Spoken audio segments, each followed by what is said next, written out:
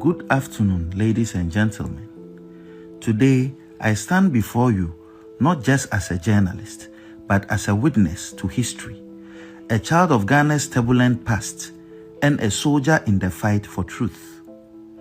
Yesterday, in the Essex County Superior Court of New Jersey, an 8-member jury delivered a unanimous verdict holding Kennedy Agyapong, former Ghanaian MP, liable for defamation and awarding damages of $18 million. The ruling is more than a legal victory. It is a profound affirmation that truth matters, that justice is not a privilege of the powerful, and that the arc of history does indeed bend towards righteousness. My story begins long before this moment.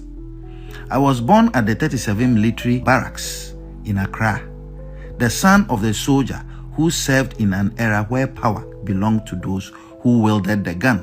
I grew up watching my nation transition from military rule to democracy, witnessing firsthand the struggle of ordinary Ghanaians yearning for justice, transparency, and accountability.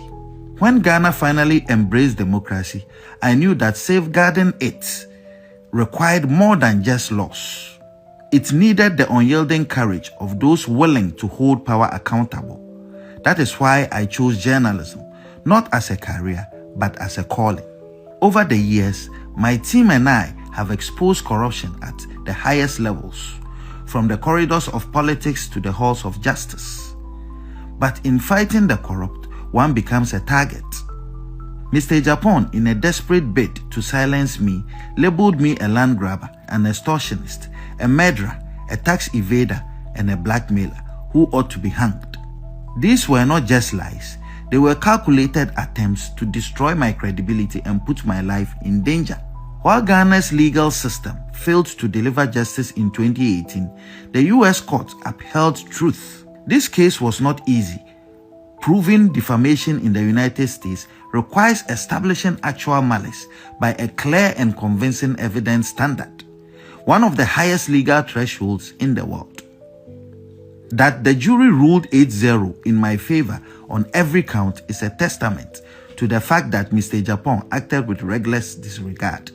Regrettably, Ghana's justice system has not always lived up to the principles of fairness and impartiality. When I sued Mr. Agyapong in 2018, despite his inability to legally substantiate his allegations, the court ruled against me, with Justice Barr scandalously branding me a terrorist instead of adjudicating the facts before him. This miscarriage of justice was later condemned by Supreme Court Justice Kolende, who rightly described it as a violent abuse of judicial authority. My fight has never been for personal gain, but for the soul of Ghana's democracy.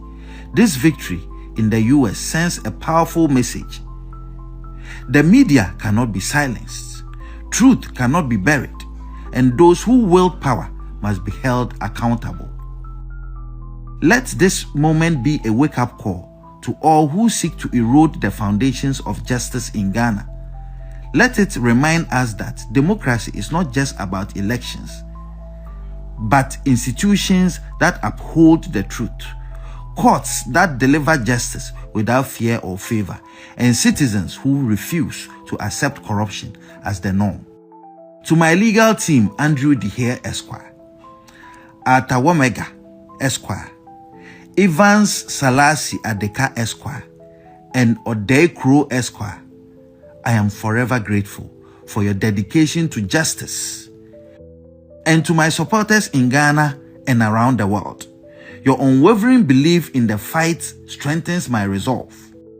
The battle against corruption continues. We will name shame and jail. Ghana deserves better, and I will never stop fighting for a future where justice is not a privilege of the powerful, but the right of every citizen. Thank you.